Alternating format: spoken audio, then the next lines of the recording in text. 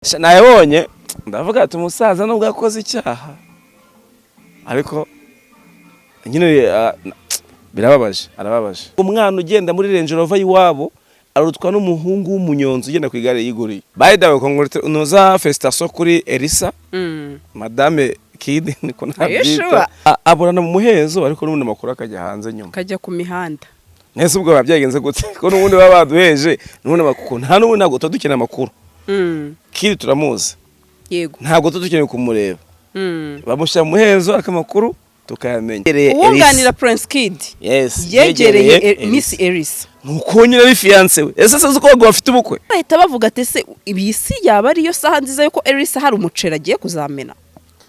No yose bya binde bitse agiye kubisohora bigiye kumuvamo avuge rero avuge. Yego nako turano tugomba kubireba. Kid ni igiti Elisa ni ishami iki giti gute se makaca nawe rero tangiye kuvanga cyane abanye video NDIMBATI gukina theatre no gahinda pe kubera icyumvisha gahinda se kandi we message yatangaga wumvaga ko ari message nziza ku bari hanze. Yo aravuze bati nimbere se yarafunzwe ibyumweru bibiri birashoboka ko ashobora gusohoka hanze nagira ko songera no gukora akavuga uti wa musore watumye mfungwa ntago nashobora kongera gukora ikosa na rimwe ryanjyana hari ahantu. Elisa niyitahire yicare mu rugo iwabo arya umuceri n'ibishyimbo ahavinge fani n'abandi bantu ategereze Kid. Urukundo relationship iba mu gihe kingana gute? Uziko Elisa dushobora gura kano kanya kuko twahuye umunsi umwe gusa amasaha 28 tukaba dukundana. Rero biranshimisha kubona Kid bamushakagaho ubwo buzima bari munsi papa Safa bakeneraga filime yari umukinnyi we. Bari abakobwa bakeneraga bari bose mbona ari kuri social media bamuvuganira cyane bamuburanira.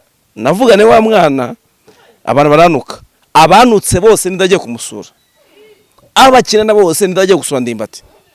Urize kuvuga gusa bakavuga umuntu yo Sandri umuntu nta busobanuro n'ubungubu na bumwe afite mu nyamaswa zose zo kwisi. Umuntu niyo nyamaswa mbi yambere baho.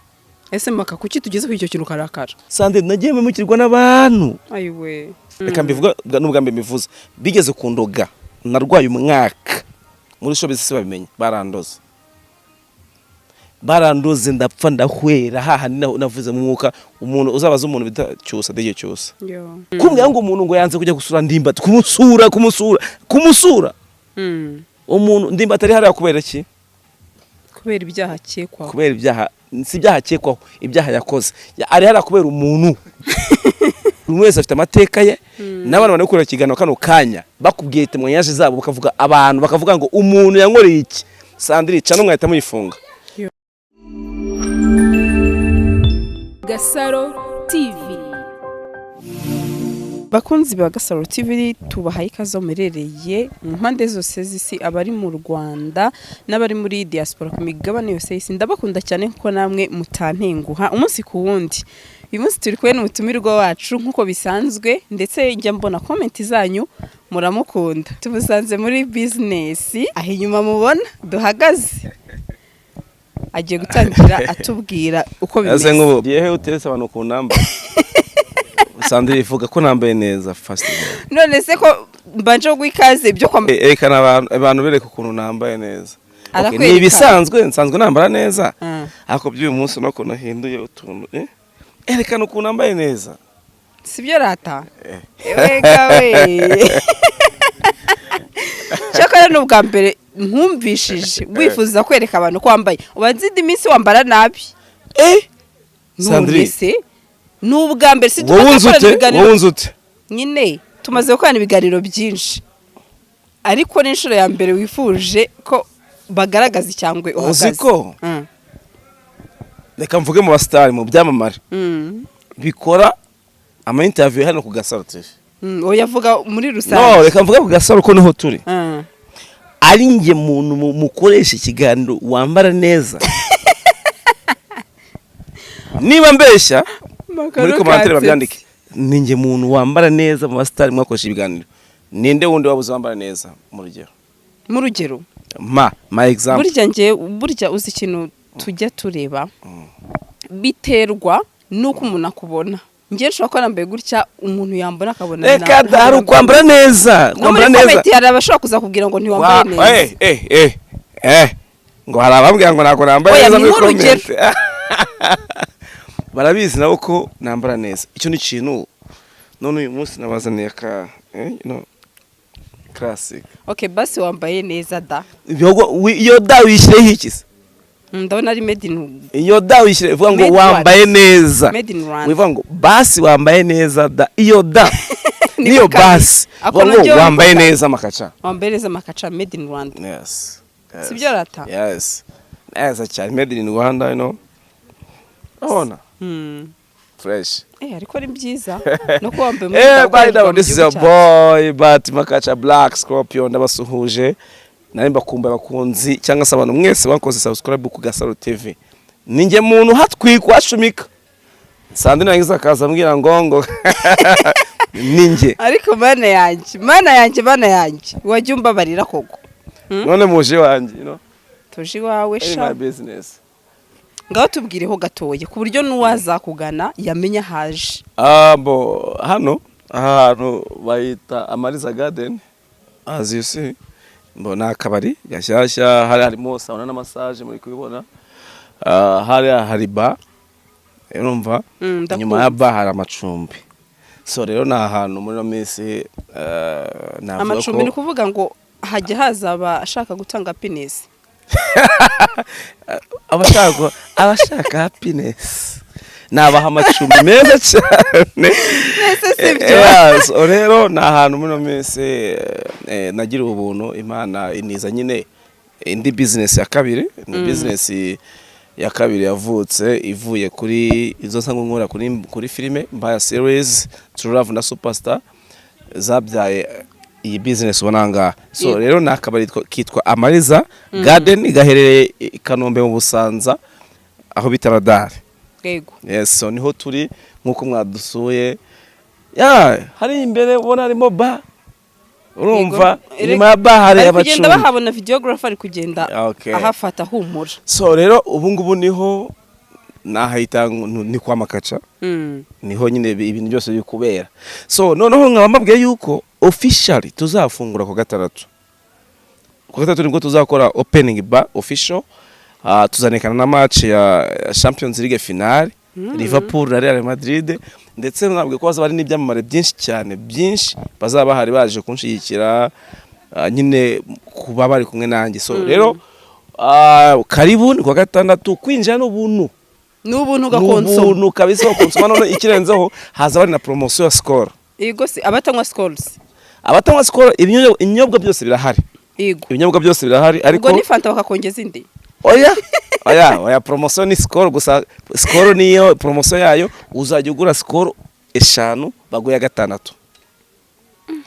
nuvuga ngo uzajya utanga 5 baguhe akadobo karimo score 6 so urumva ni promotion score tureba match kwinjira n'ubuntu i Kanombe mu Musanza radar yes nahanga rero hitwa Amariza Garden niho bazaguhamagare kuri nimero yawe kuri nimero yanjye 0788 ntangiye kuyivuga ariko kanyivuge this is a business for sure ariko nzahamagarirwe basi n'abantu bashaka kuza Saturday nanjye nzabamare hazaza stari benshi cyane benshi wa mukobwa buza happiness ya makaca ntazamuhamagare oya ya happiness byo nibindi 0788579324 ku muntu ushaka kuza hano kwa gatandatu azareba match ibyo kurya noneho mucumo wacu azakuyoboza specialty yacu nuko ku bantu bakunda ibyo mu gikoni inkoko n'urukwavu ntabwo twe dufite za nkoko zo kuvuga ngo irabiri muri frigo utakomande wekuremo uraza ukajya mu kiraro cy'inkoko mu nkoko ukikoreramo inkoko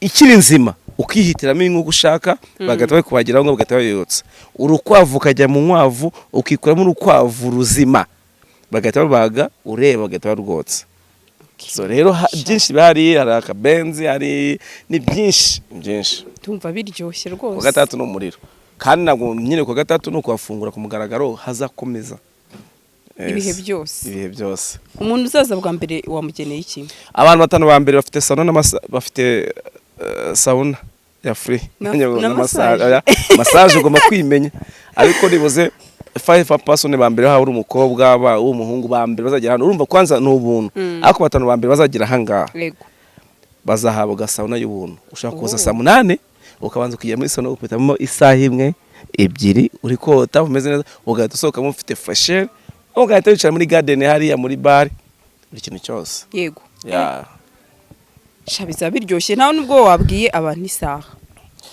ni saa 8 n'ubundi nko bivuze ni saa 8 ubwo saa 8 bazagera mbere bazahita bijya muri sauna abandi bazitwenjoyinga ariko ubundi tuzafungura event neza nibuze saa 10 zuzuye saa 10 dufungure tuganire umuziki uzabahari hazaba aba DJ benshi cyane bakomeye ndetse saa 3 z'ijoro nuzigera tubereke match none nyuma ya match hajyeho mixing y'umuziki hahire rimwe sasa ni hano bizabera Saturday simuzajya handi shano kuri ni Kanombe mu Busanza aho bita radare yego nimero nibahaye 0785579324 muzaze kwa makaca nzaba mari n'abastari benshi mana we ubwo ukunda nde ukunda wese azaba ari hano amwandike muri comment yes nawaza uwo ukunda azaba ari hano sibyo yeah ariko sha bazambabarire bazatanga ubuhamya papa neje no ukunda guseka ngo reka nseke inseko y'abakire ngo ni inseko y'abakire nanjye kuyigana muri make ukaba ushatse kuvuga ko ari nk'ikitegererezo kuri wowe papa neje kuko urabize ngo nangiye kumwigana inseko nanjye kwigana inseko y'abakire yego bivuze ngo wasanga nanjye gutera utambwe nanjye mumuki nageze ngo ibyo super manager akora ugomba by the way super manager ndamwemera wow ako ngiye ni inshuti yanjye cyane magara tuziranye super manager tuziranye kera yitwa 210 ntago mwe muzi ko yitwa 210 buri ntago tubizi muri za 2010 2008 na 7 twatuziranye abantu bataramumenya batanamuzi uzamushake ngiye nawe dukora ikiganiro ngiye nawe bisa noneho umushake mubwira ati mwiruka n'ikiganiro na Bahati Makaca ngiye nawe turi kumwe babwira amateka super manager twicaranye byose ubishyire hanze uzahita umuceri wose ewana gusa no musaza ndamwemera kandi for sure ariko ni byiza kuba uretse ko nabanyemera kuko nanjye nese ngenda orose habe ntabwo habe na gato ariko ngo ndukunda wigirira icyizere none se niyizeye nakwizera ngomba kwizera ayame Bahati Makaca Black Scorpio umuheburayo ngomba kwizera Bibiliya ivuga ngo wizera umwana w'umuntu agira gute yego Bibiliya ivuga ngo uwizera umwana w'umuntu ngiye nizera ngiye nyine mwizera Imana yo mwijuru amen ibindi byose rero kandi bakavuga ngo icyizere kirarema utiyizeye kangubwiza kuri uri kuri GASARO TV utiyizeye nta undi muntu uzakwizera iyizere first of all wumve ko ushoboye wumve ko uri umunyembaraga wumve ko nta kintu kimwe cyakunanira witebwe ubwoba ibibazo byo gutera ubwoba by'ubwangayikisha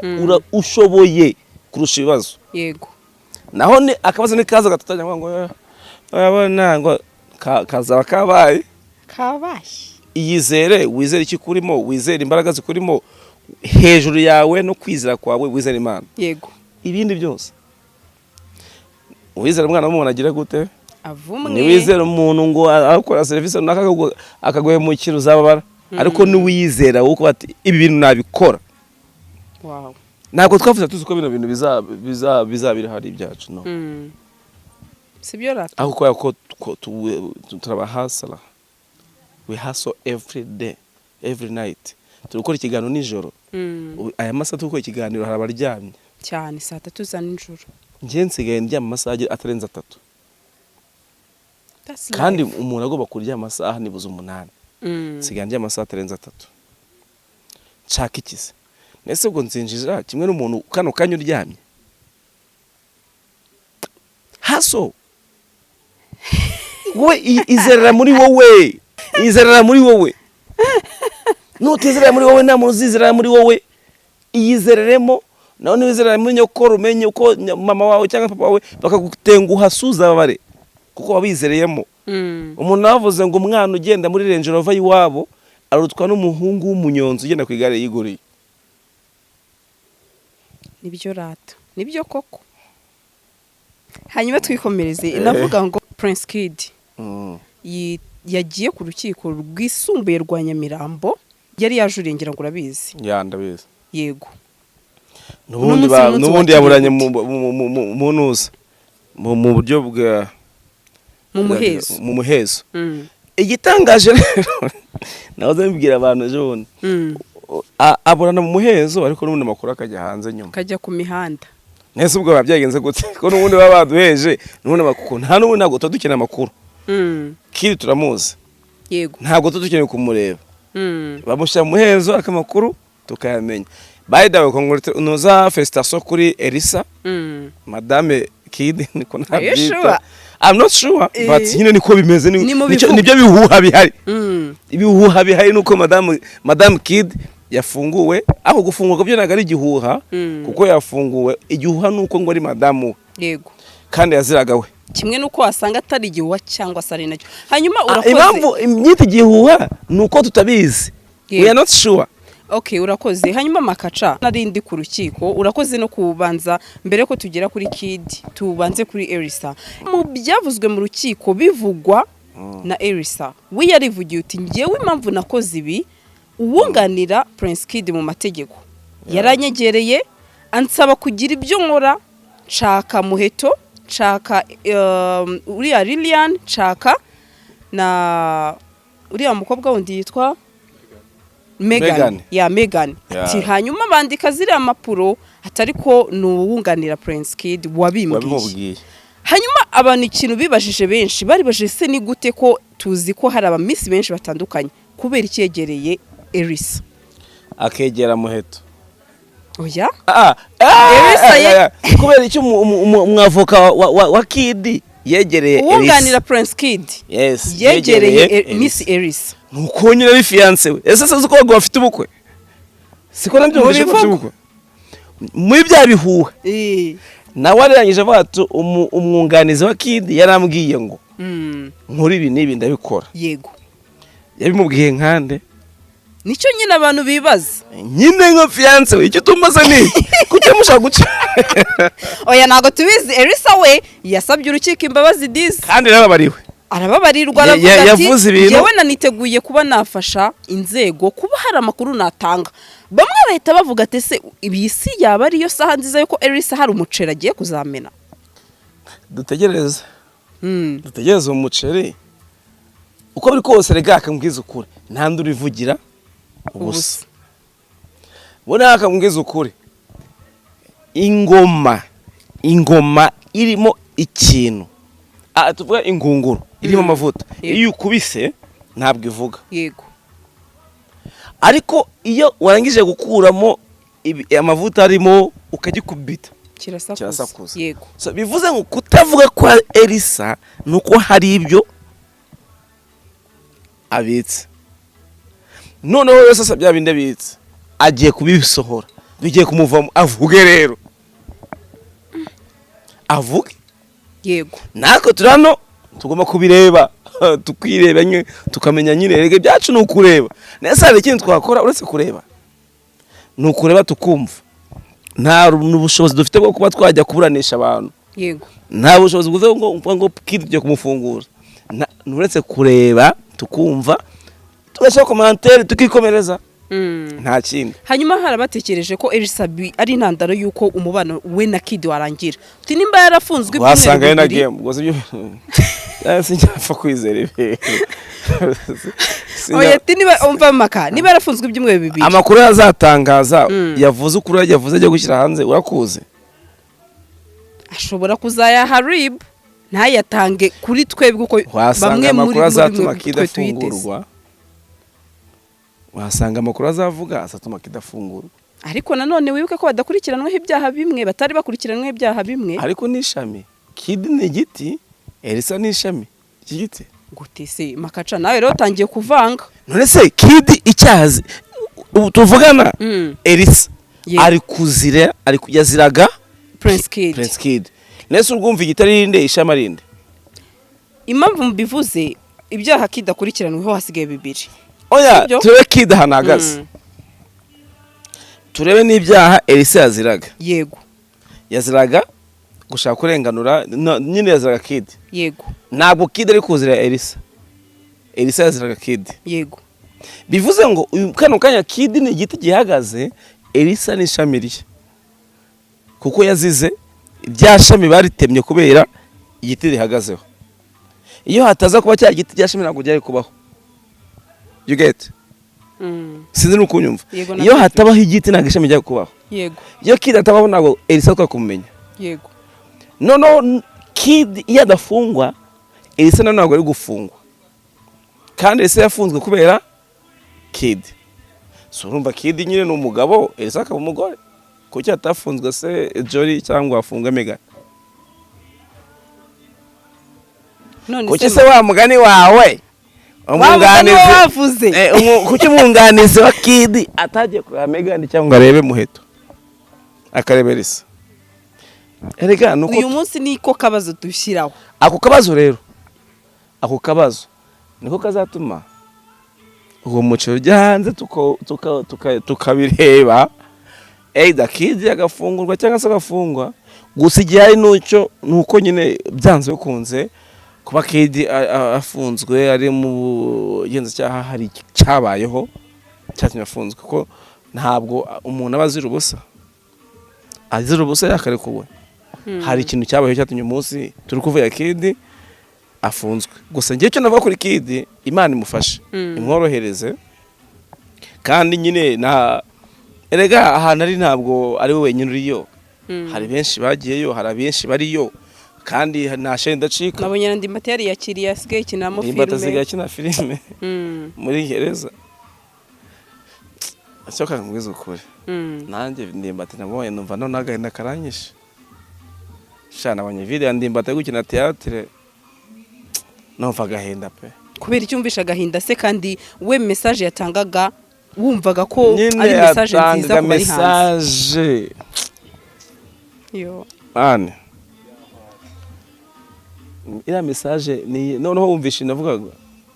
Video numvisha avuga ngo ari gufata nk'abana bete kuzi ko nafungiye urumogi. Yego. Wowe wa mwana wanjye ukajya uri mu rumogi nyine ari gutanga message zo kwigisha.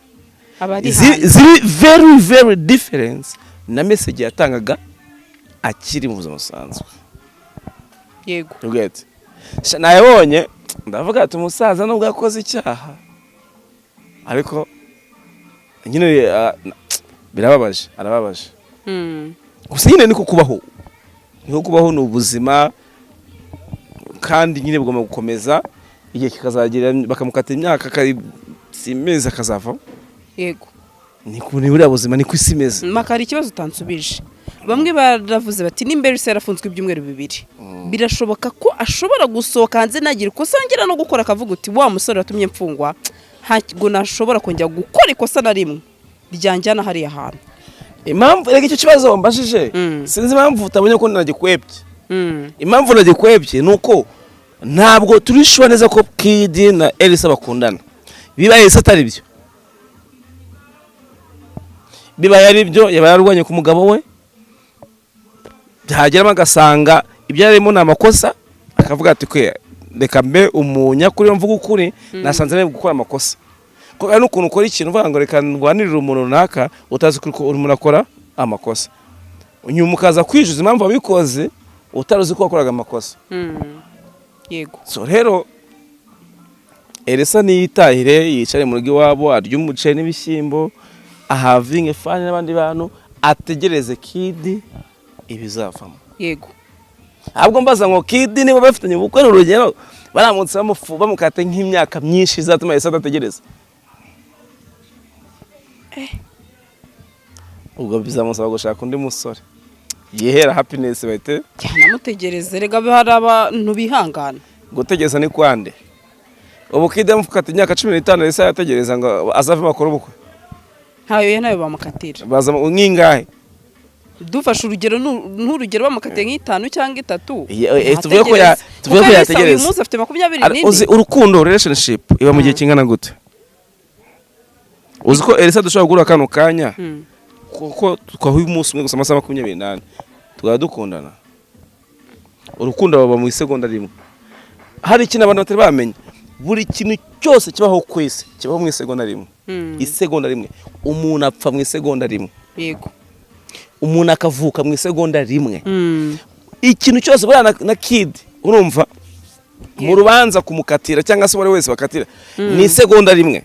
Yego. Kuko iyo bakubise inyundo urumva inyundo ni isegonda rimwe pa, ntabwo inyundo ivuga amasegonda 2 cyangwa 3. Yego. Nukuvuga ngo gupfa k'umuntu kavuga iyo umuntu agiye gupfa. Yego.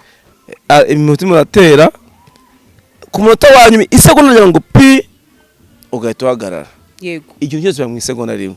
Rero na Elisa urukundo kubwira umuntu ngo je t'aime merci ni isegonda rimwe. Umuhungu akakwiruka uko bunene banze kunze Elisa afite abandi bahungu nabo inyuma bamwirukankaho nyine yakatiye kubera ko wenda n'urugero ari mu rukundo na kid. Ariko umunsi mwazabona ko bidagishobotse gukunda na kid azafata umwe muri abahungu avuga ati je t'aime merci. Si isegonda rimwe ibintu bitabihinduka automatically. Yego. So rero ntabwo twavuga ngo mukata imyaka 3 ngo Elisa ngo yamutegereza ngo mukate 5 ngo yamutegereza birashoboka, ariko kimwe nuko atamutegereza bitewe n'indi relationship arimo kukanya cyangwa se ubundi buzima yinjiyemo. No musi kubona kid mwiroze ni cyo kintu cyawe wabyakiriye gute kuri wowe? Kuko hari abarize, hari abamusengeye, nagiye mbona comment. Rero biranshimisha kubona kid mwiroze. Kid si umuntu, ni umuntu atandukanye na NDIMBATI. Nta na hamwe. None se kumubona mwiroza ni iki gitangaje kirimo? Ariko nimba ramonaga muri twadu costume undi abantu bari hariye bambaye mu costume z'ukuntu bangana ni benshi. Reka mbwize ukuri igitangaje kirababaje kuri kid uko yambaye roza. Yego. Aho gitangaje kuri we ni imyaka afite n'ibyo ari kuzira no yarageze kuri rwego rwiza rw'umusore mwiza ugiye kurongora akubaka ku rugo agatinya kureba avenir, aratangiye kugira avenir nziza. Avenir igiye gupfa. Ntago icyo waje ariko yambaye roza kuko se wa mbere se wa nyuma. Yego. Iroza nase muri wiga kwishuri nago yambaye cotton. Nago ko amageni uniforme tukajya kwishuri tukiga. Cyane rwose. Se bisanzwe se? Ni bisanzwe. Iroza ni uniforme y'imfungwa. Iroza ni uniforme y'imfungwa. Nkuko tuzi ko uniform zisanzwe za cotton kaki ari uniforme z'abanyeshuri. Impamvu nyikubajije nuko hari abamubonye bamwe amarangamutima ukabona biranze ababigiza nkana. Habigiza nkana ubonye umuntu wawe bimeze kuri yamakaca nago wababara. As long as ubona ko umuntu yarangije gufatwa akambara ipingu, umuntu wese wambaye ipingu aba arimo arasatira kwambara uniform. Yego. So rero kuba yambaye ipingu byonyine byabyo nicyo cyakabaye cyarababaje kurusha kubabazwa nuko yambaye iroza. Nese wabihindura hiki? Hana kimwe. Hari cyo bihinduraho? Ntabibonye na nyine nabyakiriye kuri. Nkuko hakiri ibya NDIMBATI nyine. No serize umuntu wese. Nese hariya bariyo bonyine. Ni benshi cyane. Bose bambaye iki? Iroza. Hari n'abambaye orange. Bitewe ngo n'ibyaha cyangwa se ngo iminsi simbizi ariko kuba Preskid yambaye iroza ni ntago ari wenyine muri make. Hanyuma nawe aba yabyakireke. Aya ntago arabyakira. Nese niba wumva ashobora kuba yagejejwe uyu munsi imbere y'urukiko ariko yambaye bitandukanye nuko indimitsi yazaga urumva tubyakira. Reka dukoraneze gato bamugejeje imbere y'urukiko ariko yambaye. Siko yambaye ahashize yitaba inyiko. Yari yambaye costume. Wese gato. Yego. Bamugejeje imbere y'urukiko yambaye iroza. Yayambariye mu rukiko? Hoye. Nese kucyumbwira ngo yaratarabyakira. Ngewe rega simvuga nkanjye. Ngewe mvuga mu maso ya audience. Audience ni wowe, audience ni ngewe, audience. Uretse makaca. Cyo nicyo tutumvikana. Ndaha nkanjye. Ariko ndahambariza aba bantu. Kuko nkanjye ndabizi ko umuntu wakoze icyaha agomba kwambara rose. Sibyo? Ariko ni umuntu yabona Prince Kid hariya yaraje akarira. Kid yambaye iroza mbere yuko aza mu rukiko. Bakiyimuzanira we yahise byakira nyine akuramo costume arayambara. Simimi ize nago bayimereye mu rukiko twebwe twayibonye turatungura. Yambaraga n'ubundi mageragere. Urumva yahe mageragere arayambara. Nese mageragere babamo wambara costume ntago bishoboka. None se iyo bavuze ngo muri mageragere i Madrid muserega hari ahantu njya muransaba Imana izakurinda mu buzima bwanjye cyo kora Imana nsenga iranyumva ihora nanyumva ura muhanda bitaka ura mu miduhu manuka y'ibitaka none kugenda byemene neza nanubwo ndajya gusura n'umuntu yego reka baravuze ngo ugiye gusura umuntu ngo ahantu ngo ugaruka bakujyanyeyo. None se uvuze icyo kintu yibutsa akabazo kamwe abantu bo muri sinema rimwe na rimwe hari igihe si bose ariko hari abatagira urukundo. Impamvu mbivuze ni yihe? Numvishe umusesenguzi Clement avuga uti nge navuye imageragere. Ndavuga mu magambo yakoreshejwe ati NDIMBATI uretse umuntu umwe yambwiye nzanashimira ari we witwa Fufu. Tabandi bose bo muri sinema bo bakoranaga baramutereranye. Ubona biterwa n'iki makaca cyane kuri muri sinema. Ako Sandrine Karame ufite imyaka ingahe? 20 na. Imyaka ufite experience y'ubuzima ufite ntabwo uramenya umuntu uwo ari we. Ntabwo abantu tubana kubw'urukundo, abantu tubana kubw'inyungu runaka dufitanye. Umuntu ni umuntu udafite ubusobanuro na bumwe. Umuntu agushaka, umuntu turi kumwe hano ikano kanya. Se turi kumwe. Uzaba mfu turi kumwe. Nuko ngushaka nuko nshaka. Umunsi uzaba utakinshaka, utanyeneye ntabwo tuzaba turi kumwe. Nese nari gihe turi kumwe atari ikiganiro cyangwa utanyeneye. Jewe icyo sinjya mbasura mu rugo nkasaba famille, turi inshuti. Hari igihe ngewe igihe gishobora kuzabaho sinyifuza. Ugasanga ngewe ngenyine nako byigeze kumbaho. Ntitunakwibuka. Nge byigeze kumbaho aho nabaye ndi ngenyine. Yego. Mbaho ndi ngenyine nta n'umuntu numwe. Babandi numvaga ko batagenda baragiye. Umuntu nuko ngukameze NDIMBATI nakankane avumiriye buri muntu icyaha cye cyangwa se abarokora bakunda kwivuga neza ishuri. Hari ukuntu bagitanga ishuri cyangwa umusaraba wawe. Umusaraba wikorera wenyine. Yesu Kristo yikoreye umusaraba wikorera akajya agera hagwa hasi. Ku munota wanyuma atangiye kunanirwa cyane nibwo haje umugabo nibuko wari we nabamukwemana ati mutwaza umusaraba. None se birakwiye makaca. Ikibazo cyawe kangoye urugero ikibazo cyawe nk'iyo ushonje ufite inzara wabwiriwe wanaburaye ubu bwawe ukumva inzara kumere nabi. Ha undi muntu ugira uburibwe ngo akugabanyeze ku buribwe. Hanuma uburibwe n'ubwawe. Niyo mpamvu ibyawe ari byawe. Abantu rero niko tumeze. Saza barenganye abantu bagukunda bagukeneye. Iyo batagukeneye barakujugunya. Noneho kandi muri abo bantu tuvuga nanjye ndimo nawe urimo. Nuko twa ngo abantu ni babi tukikuramo. Abantu turi babi duteye mu buryo bamushakagaho ubwo buzima bari musine. Papa Safa bakeneraga filime yari umukinnyi we. Bari abakobwa bakeneraga bari bose mbona kuri social media bamuvuganira cyane bamuburanira. Navugane wa mwana abantu baranuka. Abanutse bose ndagiye kumusura. Abakina bose ndagiye gusura NDIMBATI. Urizo kuvuga gusa bakavuga umwe only one person. Ubu afite ababaye rero buriya isi arimo nabona ukuntu isi ari gusobanukirwa isi. NDIMBATI ni mukuru kurwega imyaka afite yahuye na byinshi cyane. Uretse ko wenda n'ubwa mbere agura n'abafunzwe ariko yahuye na byinshi bimubwira umuntu icyari cyo. Umuntu Sandri umuntu nta busobanuro n'ubu ngubu na bumwe afite. Umuntu muri jenoside yakorewe Abatutsi. Umuntu muri jenoside yakorewe Abatutsi yafataga umuturanyi we ugamuhaye itungo akamuha buri kimwe cyose.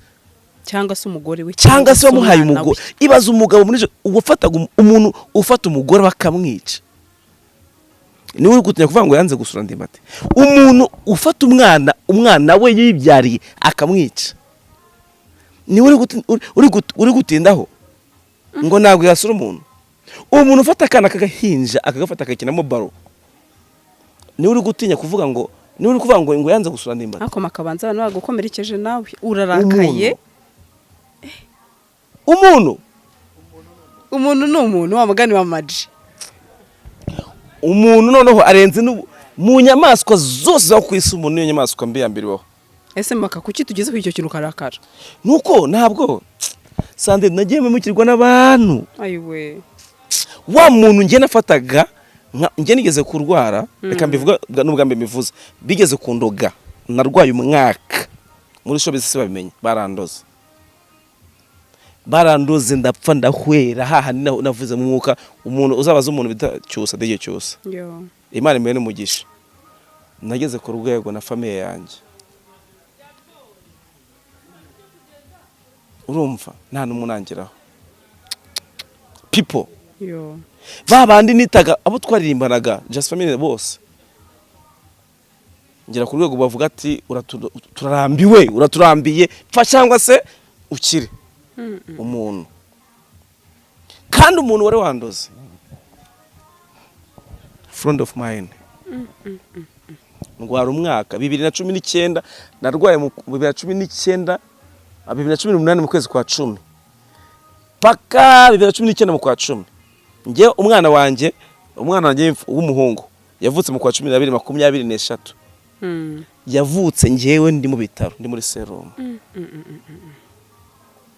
umuntu si inshuti yanjye yabikoze nagiye kwivuza hano mu cyaro makubitayo amezi 3 kurane mushobizo mu Rwanda nta muntu n'umwe ubizi kumbwira ngo umuntu ngo yanze kujya gusura ndimbati kumusura umuntu ndimbati ari hariya kubera iki kubera ibyaha akekwaho kubera ibyaha si ibyaha akekwaho ibyaha yakoze ari hariya kubera umuntu kumbwira ngo abantu ngo banze kumusura noneho banze kumusura nakatirwa noneho n'uwo fufu yavugaga ntagazamugeraho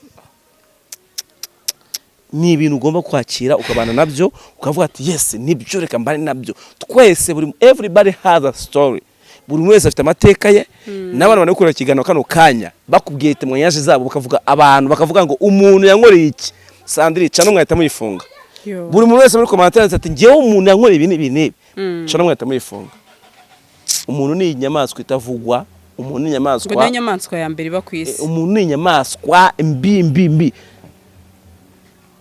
makareka nkure muri iyi mood wihise utuma rero makura ikindi kibazo mu bivugwa bimwe twagiye twumva nabibonye bushize kuri cano hanyuma mbona ndibuka ko byavugwaga mu kiganiro yari yakoranye n'uwitwa Jean Paul ikamuvuga ko yaravuze ati ngiye ntuzajya ujya gutanga urugero ntugace hirya no hino ujye umvugaho uvuge n'izina ryanjye tureke Jean Paul ndamuzi umunyamakuru yego avuga uti ngewe hari amakuru mfite ko arabagambaniye umuntu bita Prince Kid aya makuru afite se yarayavuze agira na bamwe mentioninga yavuze bande yavuze witwa Joel avuga na Miss Jory aravuga ati abamugambaniye naba hafiye cyane ati nta muntu none se si wa muntu Joel yari umukozi wande wa Kid ariko biranashoka ko disi atabikoze nyine tugendere ku byo nuza yavuze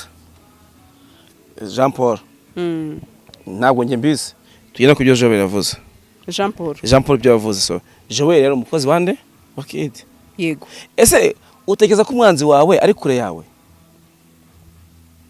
Mr. Nasere ngo rafiki yako ndio hadui yako inshuti yawe magara undi mugendana umunsi ku munsi niwe mwanzi wawe umukobwa ushaka gutwarira umugabo wa mugore we ni umukobwa mugendana umunsi ku munsi umugabo ushaka kurongora umugore wawe umugabo wirugurongora umugabo wawe umugabo wirugurongora umugore wawe wa mugabo we ni umugabo musangira inzoga wirugugura amacupa ni urongora umugore wawe umunsi ku munsi umugabo ngenze umuhanzi w'inshuti yanjye ntabwo mbavuga amazina ko ni inshuti zanjye ni abasitari reka ndeka kubivuga ko barabizi iyo story nyivuze bahita bumva ko mbavuze ariko umuntu umwe ni inshuti y'undi yaronguraga girlfriend we biza kurangira batandukanye kubera uwo muntu kandi kibi barakomeza inshuti abahungu umuntu ngiye sinjye nizeye umuntu I don't trust anybody I trust myself because niho twatangiye banga kuki wizera I trust myself kuko ntabwo nta muntu umwe nizera none makaca biramutse koko mu bivugwa Imana yaduhisha ibanga ryo kura mutima w'umuntu byakabaye n'urugero ari ukuri umuntu akaba yaragambanye koko nta muntu waba ari ku isi Imana iduhaye kujya tureba imitima y'abantu haba ku isi nibyo nanjye mvuze twamarana. Imana ikabibona uwo muntu kuko byarabayeho nibyo bindi bavuga ngo abo umwami yahaye amata bamwimye amatwi tugatekereza ko yaguhaye akazi murakorana mubana hafi ariko ukarengaho ukaba wagambana ko byaba ari ikibazo. Niko abantu bameze Sandrine. Ntabwo yazanye Emirene muri showbiz. Yego. Moses yadukunda se n'umukozi we. Sakora ko the choice bose. Ubuse razi ko umunsi ngumwe izageraho bakamucika bose akajya gukora ibye. Ariko nago bakoze nabi. Nanone makaca tujye tubimfura. Ndabivugira hano. Uyu munsi watangiriye muri cinema, sibyo? Uyivuyemo n'urugero. Natangire mu muziki. Mu muziki. Nakoraje mu mupira. Nacyanga umupira kera.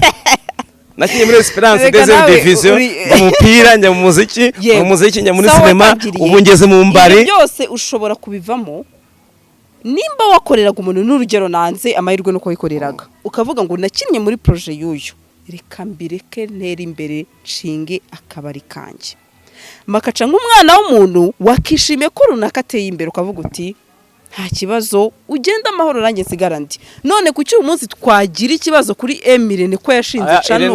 We nari mbivuze kugira ngo nkumvishe ubucuti bwari hagati ya Irene na Peter uyu munsi bakaba batagikorana. Twakishimiye iterambere ahubwo. Nyine ni iterambere kuri Irene.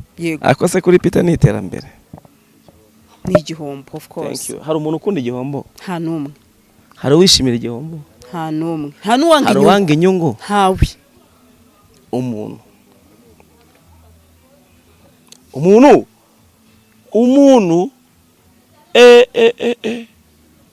umuntu reka tumuveho, reka twiveho ko turaba, reka twive kwivuga kuko turi babi. None ingarutse none ku muntu hari umuntu nanone witwa Nshuti Divine Muheto. Mu bivugwa bihavugwa ko cyangwa se mu byatangajwe n'urukiko ayo makuru yo nayahagararaho ko yahozwaga ku nkeke na Prince Kid ati ngwino mu cyumba umukobwa uti ntago nza akamuhoza ku nkeke, ariko nanone nyuma haboneka urwandiko rushinjura nanone Prince Kid. Ese tukibaza niba umuntu yaramushinjaga icyo kintu nyuma tukongera kubona rwa rwandiko nanone urumva atari umuntu nanone. Ese muri shoneza rwa rwandiko ni nuza warwanditse Muheto? Uri shuwa ariko mu byo yavuzwe na Elisa yavuze ko yashatse baba Miss batatu nakubwiye harimo Megan na ikibazo nokiri turishuwa neza ko riri yajwe twumvishe ari rya Muheto question mark. Cyo ni ikindi kibazo. Ese umuntu bitacita magic ntabwo yigana amajwi y'abantu neza. Haramutse abaye undi mukobwa uzi kwigana abantu cyane ko na Kid ubwe yarahakanye mu rukiko. Ubundi mureke urukiko rukora akazi kabo. Hasohotse ijwi rya Bruce Melody mu minsi yashize arimo abango barabashene man yarimo aradisinga Benamid. Ngiye kubona mbona Melody muri interview ati nese cita ntago muzi ko yigana amajwi. Andi koko wumva yavuze nibyo arabate niki kibemeza ko rajwi ari iryanje. Eregana nibwo kandi cita nabaga ngo yongo Austin ngo cita yigana amajwi. Yigana Austin ukuva niwe. Reka mbwire Makaca n'ubundi ijwi mu rukiko ntirugira agaciro. Sinzi ni mutabizi. Mureke urukiko rukore akazi. Ibindi byose rero twebwe no kureba tukumva nothing else. Ha nikindi rwose. Nteze turenze hi. Yataha na makuru meza. Amakuru mashya. Amakuru mashya nuko nsigaye mbikanombe. Ubundi se hari abantu bose bari bazahuba bazi ko muri Gisozi kabisa Gisozi niho abanzi n'abandi amakuru mashya nsigaye mbikanombe abantu bikanombe muraho neza. Ese mwanyakire muri kayitsi rwose ubu ngundi muturanye Kanombe ndimo ngenda sinzi niba kubibona. Shanenzi ko Gisozi utazahava bizarangira ugeze ni Rwamagana. Oya ndi kugenda ngenda iyo umuntu agenda yegera ikibuga cy'indege abagenda nibyo Sharukara. Just family yose man. Jimmy ari muri Amerika. Chris ari muri Amerika. Kuranja South Africa.